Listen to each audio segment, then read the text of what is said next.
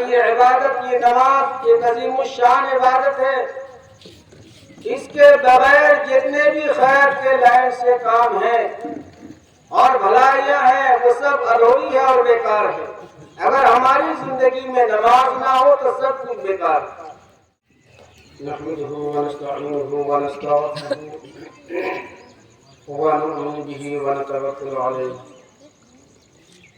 ونعوذ باللہ من شرور انفسنا ومن سیئات اعمالنا من يهد الله فلا مضل له ومن يضلل فلا هادي له ونشهد ان لا اله الا الله وحده لا شريك له ونشهد ان سيدنا ومولانا محمدا عبده ورسوله اما بعد أعوذ بالله من الشيطان الرجيم بسم الله الرحمن الرحيم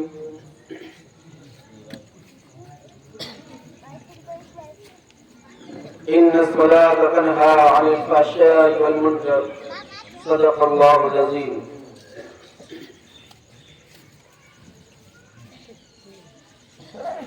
وقال تبارك وتعالى في القرآن المجيد كل نفس ذائقة الموت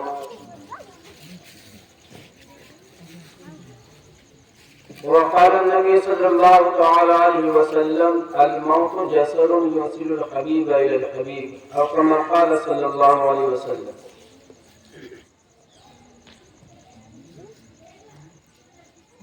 برادران محترم، عزیز بھائیوں، پردہ نشین خواتین اسلام،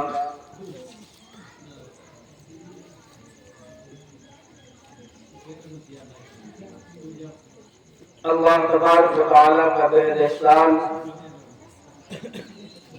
اور اس کا کرم ہے کہ اللہ تبارک و تعالیٰ ہم لوگوں کو دینی محفل میں، دینی مجلس میں دین کی باتیں سننے سنانے کا موقع فراہم فرمائے۔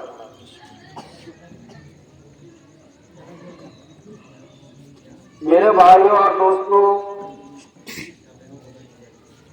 یہ دین کی باتیں سننا اور سنانا یہ اللہ تبارک و تعالیٰ کی بہت بڑی نعمت ہے۔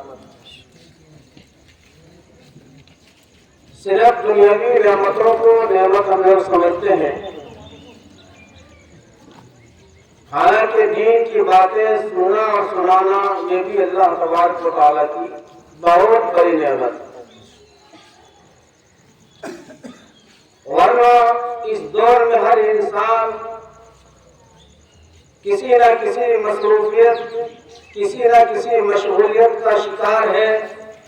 آدمی کے پاس وقت بچا نہیں ہے کہ وہ اپنے قیمتی وقت نکال کر تھوڑی دیر دین کی باتیں سنے یا سنائے۔ لیکن ہم لوگوں کا یہاں پر جمع ہونا یہ اس بات کی دلیل ہے کہ ہمارا تعلق اللہ اور اللہ کے رسول صلی اللہ علیہ وسلم کی ذات گرامی سے۔ عزیزان گرامی، یہ محفل اور مجلس جس مقصد کے تحت منعقد کیا گیا ہے اس سے ہم لوگ بخوبی واقف ہیں کہ 1 سال پہلے صاحب مجلس کی والدہ اس دنیا سے انتقال کر گئی ہے، اور یہ مسئلہ کوئی نیا مسئلہ نہیں ہے، بلکہ جو بھی دنیا کے اندر آیا ہے اسے ایک نہ ایک دن دنیا چھوڑ کر جانا ہے۔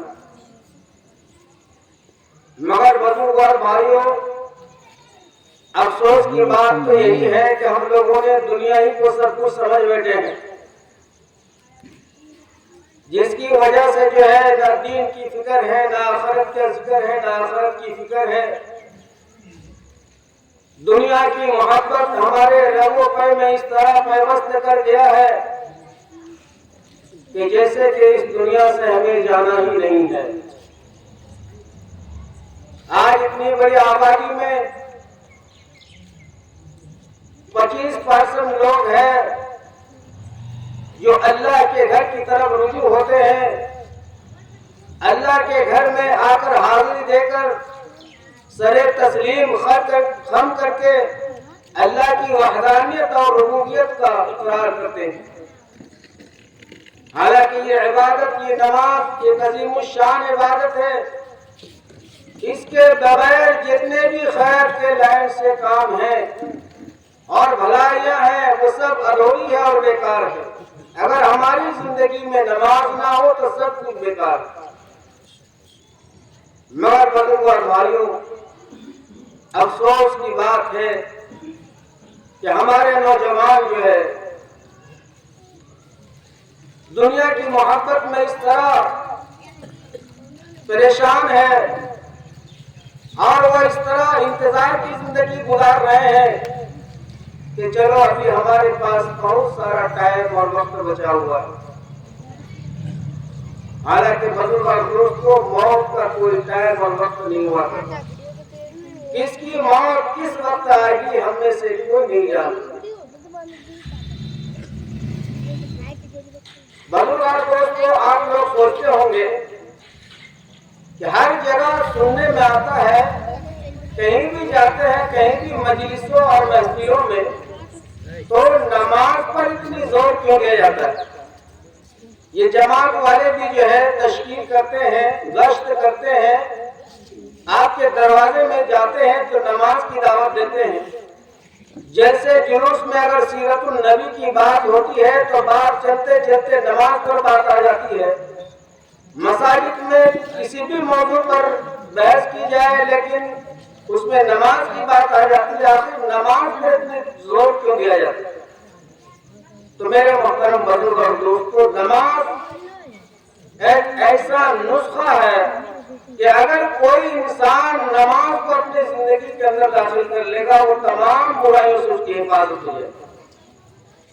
اور یہ میں نہیں کہہ رہا ہوں بلکہ اللہ جل شانہ و عظم نوالہ قرآن پاک کے اندر ارشاد فرما دیا ہے کہ ان الصلاۃ تنہی عن الفحشاء والمنکر، بے شک نماز بے حیائی اور بری باتوں سے روکتی ہے۔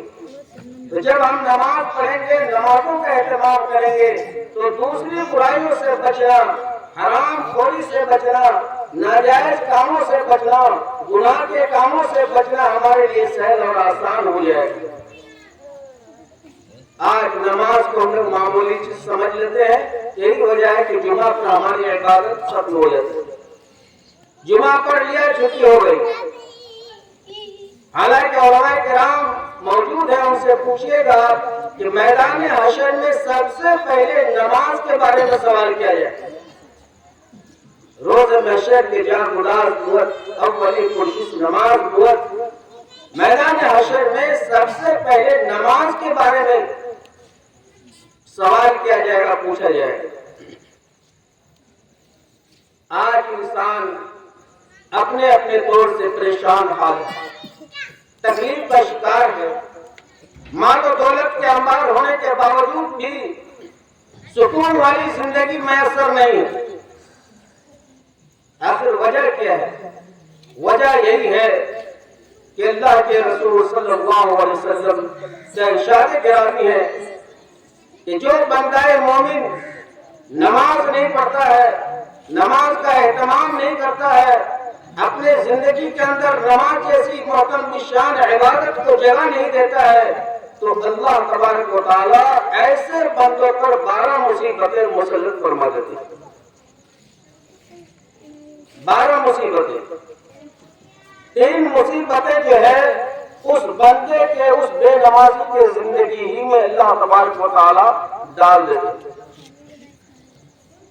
جب اللہ کسی کو مصیبت کے اندر ڈال دے تو پھر دنیا والا اس کو کیسے اس کا علاج کر سکے؟ آج ہم نماز نہیں پڑھتے ہیں اور چاہتے ہیں کہ پریشانی بھی ہم سے دور ہو جائے، روٹی کا بھی مسئلہ حل ہو جائے، بیماری سے بھی ہماری حفاظت ہو جائے، سکون کی نیند بھی ہمیں آ جائے، کسی طرح کی دنیا کے اندر کوئی پریشانی کا شکار ہم نہ۔